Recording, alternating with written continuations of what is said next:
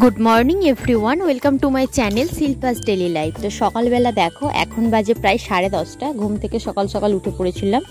আর বর এখন চলে গেছে একটু ওর বাড়িতে, মানে শ্বশুর বাড়িতে গেছে, একটু ঘুরে আসবে, এসে দুপুরবেলা এখানে খাওয়া দাওয়া করে বিকেলবেলা কাজে বেরিয়ে যাবে। তো বোন নারে টিউশন থেকে পড়ে চলে এসেছে। আর এখানে দেখো আমরা মুড়ি খেতে বসে গেছি সমস্ত কিছু চাট টাট নিয়ে। আর এইদিকে দেখো ভাই দেখছিল ফোনেতে আরও একটা মোবাইল, বলছে দিদি পরের বার না আমি এই মোবাইলটা কিনবো। আর আমি ওকে বলছিলাম কি এই সবে মোবাইল কিনেছিস, নতুন একটা মোবাইল, এবারে এটা বাপি কিনে দিয়েছে, পরের বার যেন তুই কিনিস। তো ও সেটাই দেখছিল। আর নতুন মোবাইল মাত্র হয়তো কয়েক মাস হয়েছে ও কিনেছে। তারপর দেখো এখানে আমি রান্না করতে বসে গিয়েছি। তো মা ভাতটা বানিয়ে দিয়ে চলে গেছে।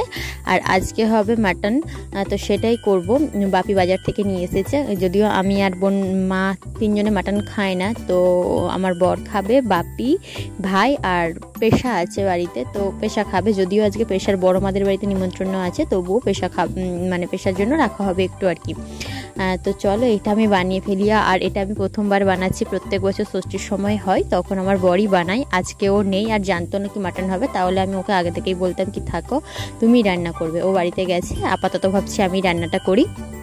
এখানে দেখো ঝিঙে পোস্ত আরে হবে, সেগুলোও আমি রেডি করে নিয়েছি। আজকে সমস্ত রান্নাগুলো আমিই করব। আর এই দিকে দেখো মাটনটা বাপি এনে রেখে দিয়েছে, মা এটাকে ধুয়ে পরিষ্কার করে রেখে গেছে। তো গরমে রান্না করতে করতে ঘেমে যাচ্ছিলাম, দেখলাম কি আমার বোন একটা আইসক্রিম এনে দিয়েছে। তো ভাবলাম কি রান্নাটা হতে থাকে এদিকে আর আমি এই আইসক্রিমটা খাই।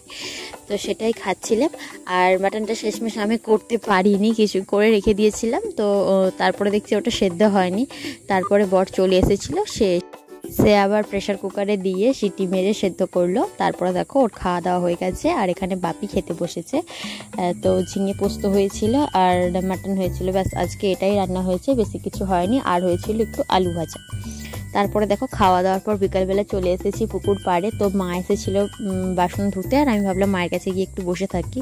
আর যেহেতু আজকে থেকে এখানে সয়লা শুরু হচ্ছে বাবার বাড়িতে, তো এখানে হচ্ছে প্রচণ্ডভাবে মাইকের আওয়াজ বাজছিল, গান চলছিল, দুপুরবেলা ঘুমানোই যাচ্ছিল না, একে তো গরম তার উপর আবার মাইক চলছিল।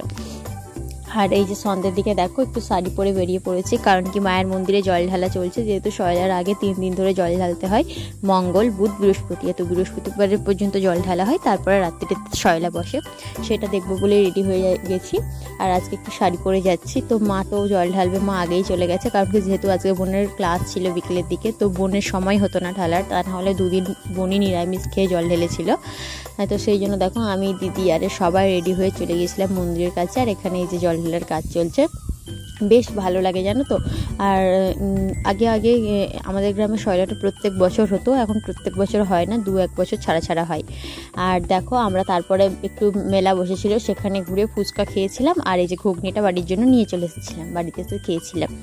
আর রাত্রিরে দেখো ছিল আজকে হালকা পাতলা খাবার, আজকে ছিল পটল ভাজা আর ডিমের ঝোল।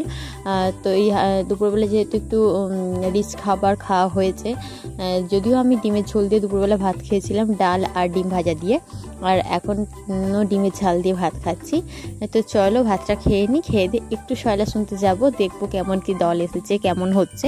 আজকে সবেমাত্র বসছে, আজকে সাদা পোশাক পরেই গানটা হবে।